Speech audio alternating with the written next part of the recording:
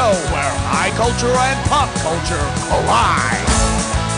This episode of You Don't Know Jack, The Ride, is brought to you by Suburbia, suburban community living with only the people you like.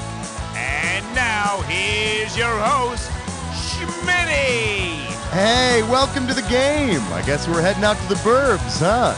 Do I look nondescript enough? So, we don't need no Mall of America amusement park. We got a ride right here. Hang on tight. I want you to hit your butt. Here's a little something I call... But Suburbia is our cultural wasteland. Okay, say you're a mother in the suburbs with 3 screaming kids and no help from your husband. Isn't that always the way? Well, bottle up your anger and imagine this. You send your kids out to play in the cul-de-sac. If you translate the phrase directly into English, what should you say? Go play in the cream of the man. Go play in the long nostril. Go play in the ass of the bag. Or, go play in the old rooster. Sack means bag and cull means bottom, or in slang, ass. But if you're skateboarding, be careful you don't wipe out in the ass of the bag. Buzz in and lock out. I'm calling this one. Will someone please think of the suburban children? Okay, the census tells us that households in the suburbs have 2 parents, a house, 2 cars, a dog, and 2.5 kids, right? Well, if everyone in town has just half a kid in their family, who is probably in charge? King David, King Solomon, King Arthur, or King Midas?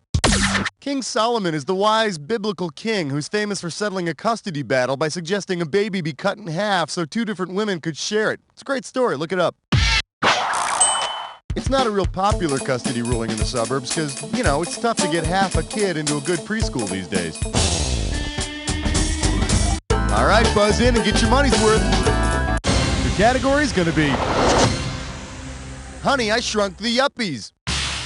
Okay, so first there were young urban professionals we called yuppies, right? Then there were buppies, and now we got dinks. Well, if you buy shrinky dinks, what demographic will you be coloring and then shrinking in the oven? Working unwed mothers, unemployed couples with kids, teenagers with driver's licenses, or working couples without kids? DINK is an acronym for double income, no kids. And the shrinky part is a dink's dream. Low-cost plastic surgery. Buzz in and tell me how... Roadkill time. Don't forget, when you see the answer that unites the pair of items on the screen, go ahead and buzz in. And pay attention to the right answers for the bonus round at the end. Now, we put the hammer down. Famous dolphin and scuba footwear. What do these 2 things have in common?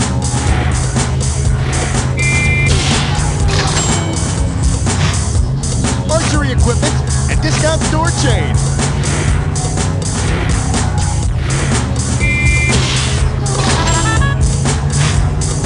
Full speed equals full blank and jousting tournament.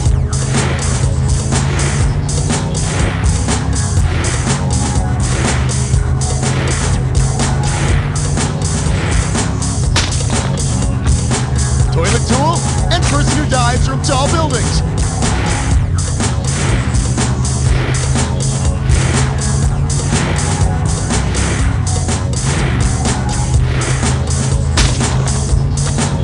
Students want extra blank and bind with plastic.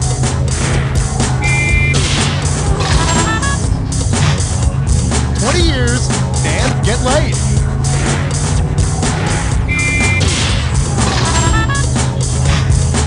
Carpenter and excess crops.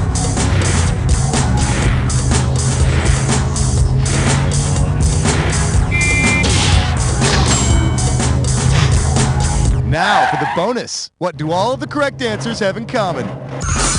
Are they all card games, bartender jargon, most common suburban street names, pinball machine term? You got it.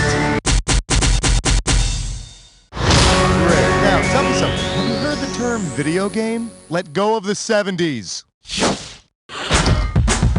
Check out your score there, make sure everything's in order, and we're moving on. that. That'll work. Try this category. Skinny dipping is an exhibition sport.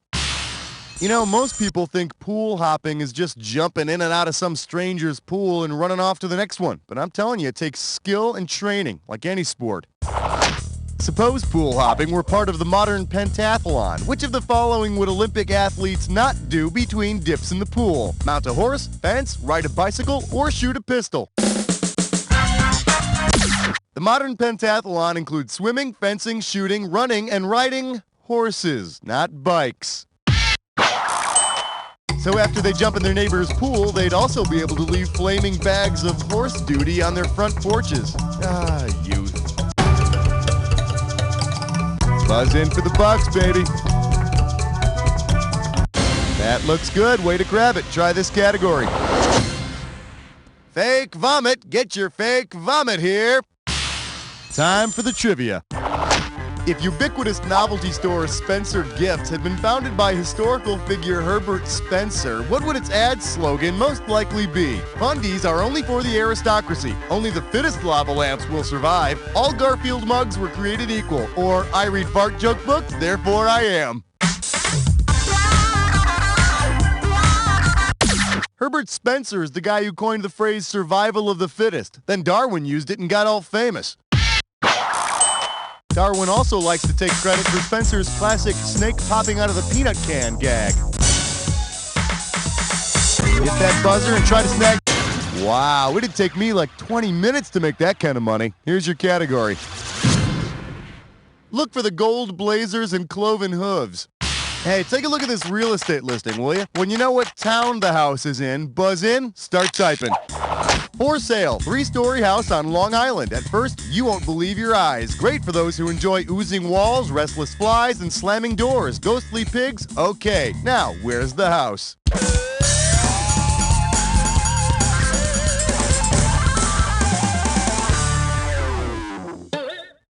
Remember the summer you read the Amityville Horror? That Long Island dream house with the bleeding walls, swarms of flies, and the little phantom pig running around? It's in Amityville, and as long as you can swing an axe, it's the perfect fixer-upper. All right, buzz in and get your money's worth. Coming at you. At 2, Fruité? Okay, you know that store in the mall, Orange Julius? And you can get like an orange Julius or a strawberry Julius or a banana, you know, whatever freaking Julius you want. If Orange Julius added even more fruits to its menu, which of these drinks could it not offer? Acorn Julius, Onion Julius, Tomato Julius, or Pea Julius? An onion isn't a fruit, so an Onion Julius would be out of the question. An Onion Julius. No way! Wild scallions couldn't make me drink one of those. Buzz in and lock on to the highest value. Very nice, respectable. This one's called You Just Got Geekier. Hey, do you remember sitting in the orthodontist chair when you were a kid? All those elastic bands and headgear and the cruel mockery of your peers? Or maybe that was just me. Anyway, if you'd been forced to wear mathematical braces, what would be in your mouth? These, or these? These mathematical symbols are called braces. And trust me, they look really gross when they get corn stuck in them. Work that buzzer to choose the amount. Great selection. Brace yourself, my friend. It's time for Dis or Dat. Here's the category for your Dis or Dat. This is your brain on Suburbia. Now, I'm going to list off 7 brand names, and for each one, I'd like you to tell me if it's a type of minivan or a brand of drug. Cash in for each one you get right, and you lose cash if you get one incorrect or don't get to it. Now, you only have 30 seconds to answer all 7 points. Here we go. Astro, van or drug? Axle. Zoloft. Silhouette. Effexor. Previa. Ativan. 5 5 right. Way to go. You can take the blindfold off now. Here's your current score. You feel good about that? Let's keep going. Slap your buzzer and we'll find out.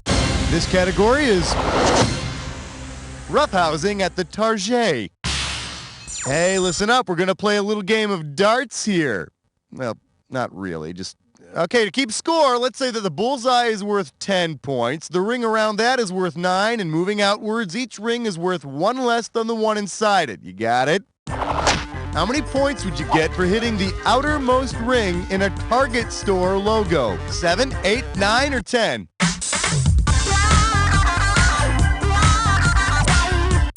No, if there were only one ring, it wouldn't be a target, would it? It'd be a scary eyeball. Does this ring a bell? The Target logo has a bullseye and 2 rings. If the score goes down a point for each ring, you got 8 points. I'm not even going to ask you to play mailbox baseball. Hit the buzzer for the value on this one.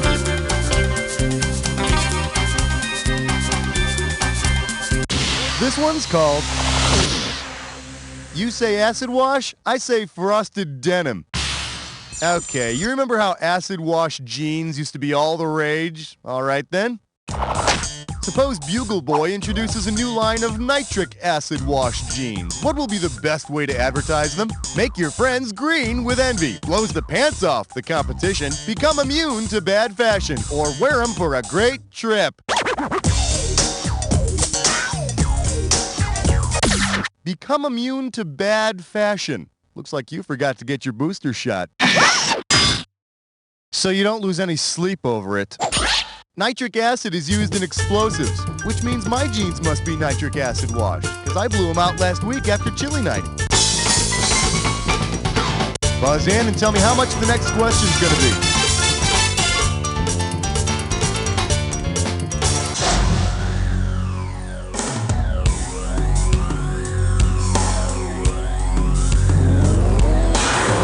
Some clues are a brush off, and, well, some clues are like this one.